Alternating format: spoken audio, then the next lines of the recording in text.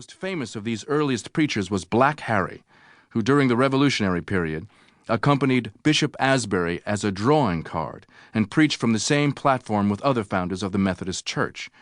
Of him, John Ledman, in his History of the Rise of Methodism in America, says, "The truth was that Harry was a more popular speaker than Mr. Asbury or almost anyone else in his day." In the 2 or 3 decades before the Civil War, Negro preachers in the North, many of them well-educated and cultured, were courageous spokesmen against slavery and all its evils. The effect on the Negro of the establishment of separate and independent places of worship can hardly be estimated. Some idea of how far this effect reached may be gained by a comparison between the social and religious trends of the Negroes of the Old South and of the Negroes of French Louisiana and the West Indies, where they were within and directly under the Roman Catholic Church and the Church of England. The old-time preacher brought about the establishment of these independent places of worship and thereby provided the first sphere in which race leadership might develop and function. These scattered and often clandestine groups have grown into the strongest and richest organization among colored Americans. Another thought: except for these separate places of worship, there never would have been any spirituals.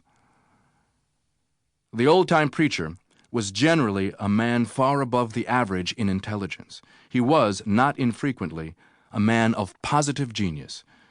The earliest of these preachers must have virtually committed many parts of the Bible to memory through hearing the Scriptures read or preached from in the white churches which the slaves attended. They were the first of the slaves to learn to read, and their reading was confined to the Bible, and specifically to the more dramatic passages of the Old Testament. A text served mainly as a starting point and often had no relation to the development of the sermon, nor would the old-time preacher balk at any text within the lids of the Bible.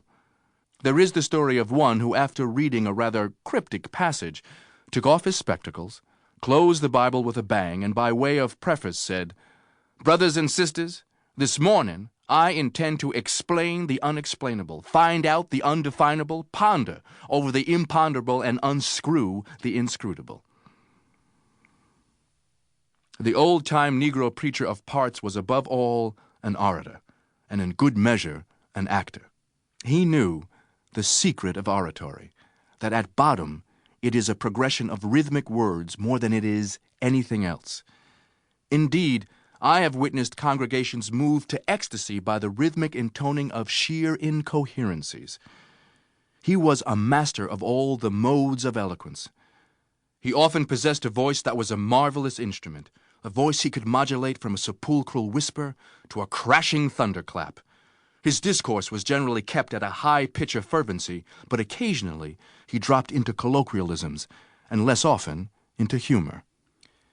He preached a personal and anthropomorphic God, a sure enough heaven, and a red-hot hell. His imagination was bold and unfettered. He had the power to sweep his hearers before him, and so himself was often swept away. At such times, his language was not prose, but poetry. It was from memories of such preachers there grew the idea of this book of poems. In a general way, these poems were suggested by the rather vague memories of sermons I heard preached in my childhood, but the immediate stimulus for setting them down came quite definitely at a comparatively recent date. I was speaking on a Sunday in Kansas City, addressing meetings in various colored churches. When I had finished my 4th talk, it was after 9 o'clock at night, but the committee told me there was still another meeting to address.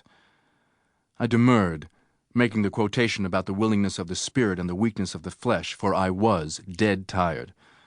I also protested the lateness of the hour, but I was informed that for the meeting at this church we were in good time. When we reached the church, an exhorter was just concluding a dull sermon. After his there were 2 other short sermons. These sermons proved to be preliminaries, mere curtain raisers for a famed visiting preacher. At last he arose. He was a dark brown man, handsome in his gigantic proportions. He appeared to be a bit self-conscious, perhaps impressed by the presence of the distinguished visitor on the platform, and started in to preach a formal sermon from a formal text. The congregation sat apathetic and dozing. He sensed that he was losing his audience and his opportunity. Suddenly he closed the Bible,